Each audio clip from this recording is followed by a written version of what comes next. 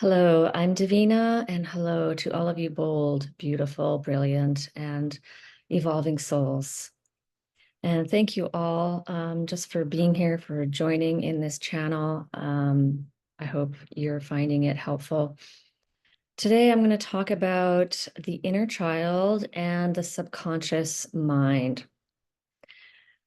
So first, I'm just going to talk a little bit about the subconscious mind, and probably you know a little bit about this already.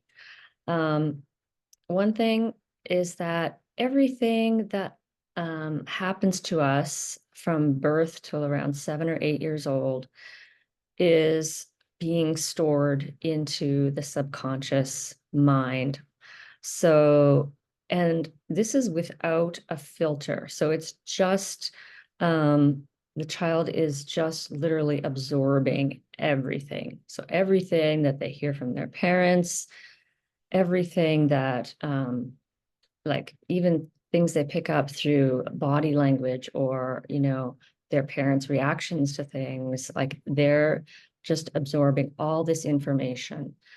And it is in this state, it's really almost like a like when you're being hypnotized. I don't know, I've tried a little bit of hypnosis, but there are different kinds of brain waves. So there are the slowest brain waves are delta waves and theta waves.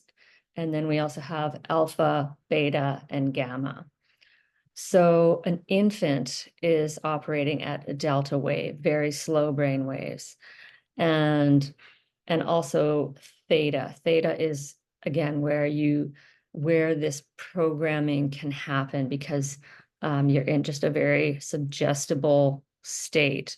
So when someone is hypnotized, they're put into this theta state so that whatever, cluck like a chicken. The hypnotist says cluck like a chicken, and you see people, pretending they're chickens and clucking out loud because they have been um, you know, um, basically brainwashed into that, right? So this is exactly what's happening in childhood. I guess it's a little bit it's powerful. I mean, the power that parents have is a bit scary. And obviously most parents don't understand this. They don't understand that every action, every word they're saying is programming their child. So at this age, again, they have no filter. It's just coming in. They don't have the critical thinking mind yet. And what I found interesting is the critical mind is sort of half the conscious mind and half the subconscious mind. So it acts like a filter. So the critical mind is able to, of course, when you get older, you're able to analyze the input. You're able to decide what's coming in and what's not, and you have that filter. But as a young child, again, up to about the age of 7 or 8, um, this critical mind is not developed yet. This is, the higher level thinking that I believe is the left brain. So as a child, you're more like limbic system, right brain, like just almost pure emotion. And that's how children operate. They're just inputting. And so as you can imagine, when you're in an abusive situation and your parents are being abusive or neglectful, all these emotions, all these memories, all these thoughts and beliefs are being formed in your subconscious. And when you get to be an adult, if this isn't healed, these emotions aren't healed, then we are literally carrying around that inner pain in our subconscious. So the inner child is part of that subconscious, if not all of it. I'm not sure. I'm not sure if anyone truly understands all of this, but So the inner child is part of that subconscious body mind place where all of this is stored. And so when we have a lot of trauma, a lot of pain, and pain that is repressed, so pain that is not being processed on a daily basis because parents are invalidating you, denying your feelings, minimizing your feelings, not allowing your feelings. So many parents do this, not even just narcissistic parents, but so many parents don't allow their child to feel. So those feelings are all being repressed into that subconscious inner child. And then as an adult, you're carrying around that pain. And for most of us, or well, even for me, for many years, just in complete survival mode. And what we do as most of us in society is, yeah, overworking and, addictions. And even if people aren't in major addictions, drugs and alcohol, they might have minor addictions going on, like a lot of work or just staying busy and just nonstop activity to avoid those feelings. So what happens in our adult life is we're literally, like, what I have read and what I believe is happening is that it's like our subconscious is just projecting like it's a screen. So what we're experiencing, and this may be another thing that you've heard, is that 90% of our life is being controlled by our subconscious. Only 10% are we living, I think it's in 5 to 10% of our life is being lived at a conscious level. The rest of it is unconscious. That means we are just living in a flashback. We are just projecting onto our world our childhood stuff. So what we see is not really what's actually happening in our subconscious mind.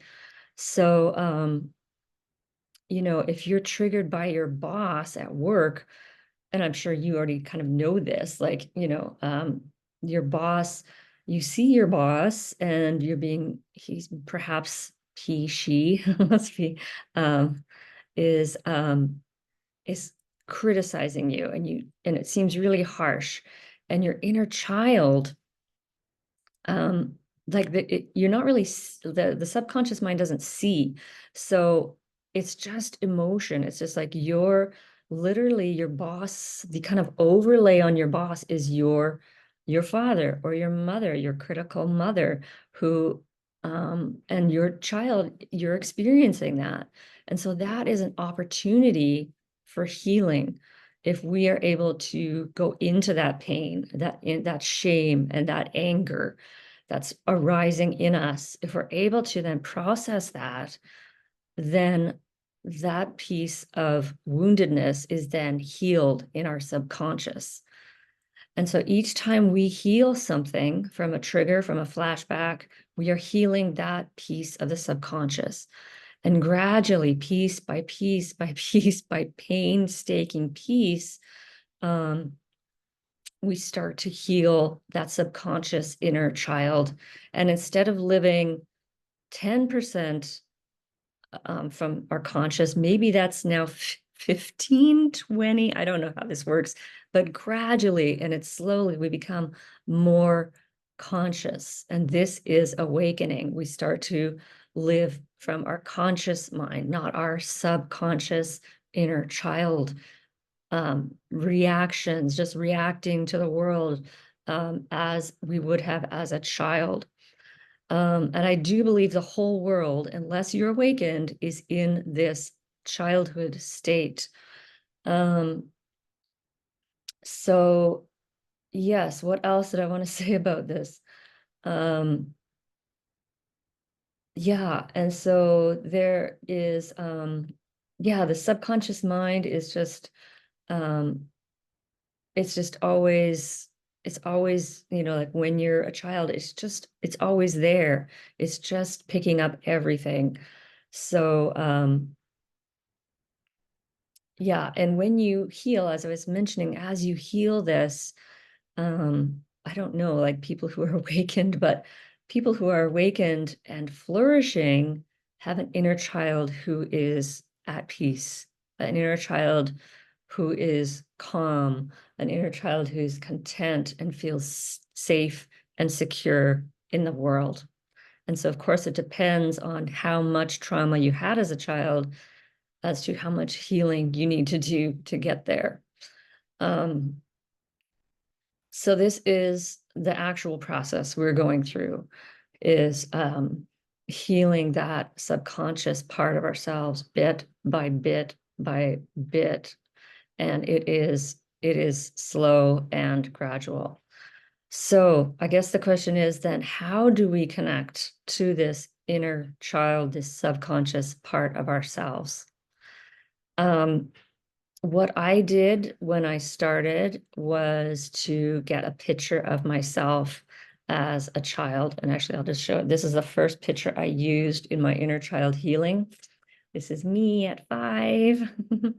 Um, and and I don't know why. It was very intuitive. I hadn't even read anything about inner child healing, but I started talking to her because I was experiencing extreme anxiety after leaving my husband. And I just started like talking to her as if it was her. And I didn't know that. It was really weird. Like this was before I even knew I had C-PTSD, but you can comfort that inner child, and it can be easier when you see, oh, it's in a child. This isn't actually my present day self.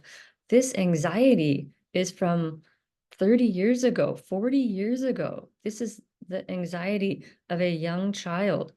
So all anxiety, all depression is from your subconscious mind. It just happens. You don't have control over it.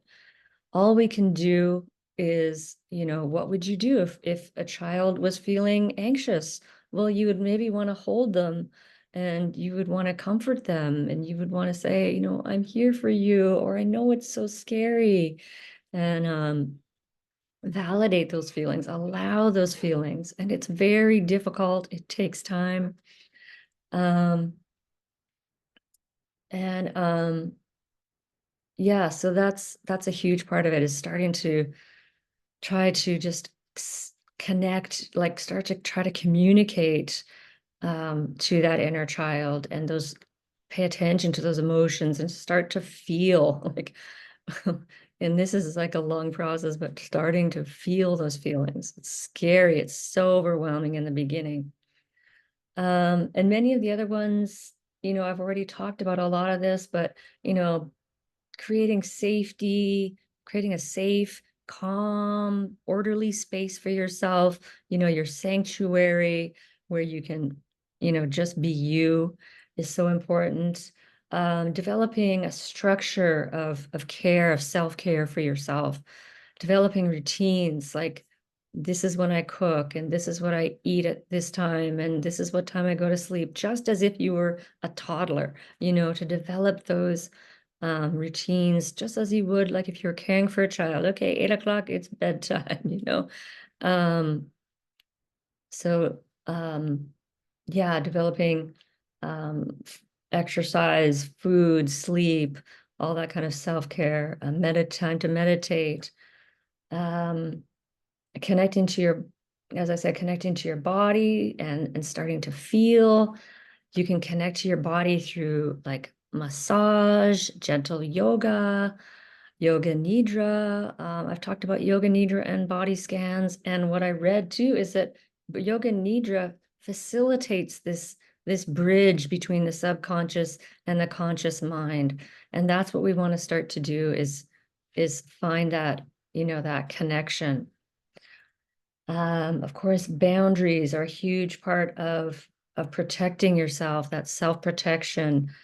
And I think other ways to connect to your inner child, through music, through dreams. Dreams can be a big part of understanding what's happening at a subconscious level. I feel like, yeah, music has just been a big part of my healing journey. When I notice a song or something, I'll sort of like that's sort of my what's happening at a subconscious level. So yeah, you can find your own methods. But yeah, definitely getting quiet with yourself is sort of like the number one thing, is just, creating that space, because feelings need space and time. And if we have a lot of distractions and we're busy, um, and I do this all the time, like trying to distract myself from my feelings. I still do it, even though I've cried a bazillion times, it feels like. I still try to distract myself, and that's okay. We just want to move to more and more being able to sit with those very, very difficult feelings. So I hope that all made sense. And yeah, it's a very profound journey that you're on, a profound healing journey. And I'm wishing you many blessings. And as always, yeah, I guess I already wished you blessings. I am Davina at Boldness Blooming, and thank you for watching. And I'd love to hear your comments, questions below.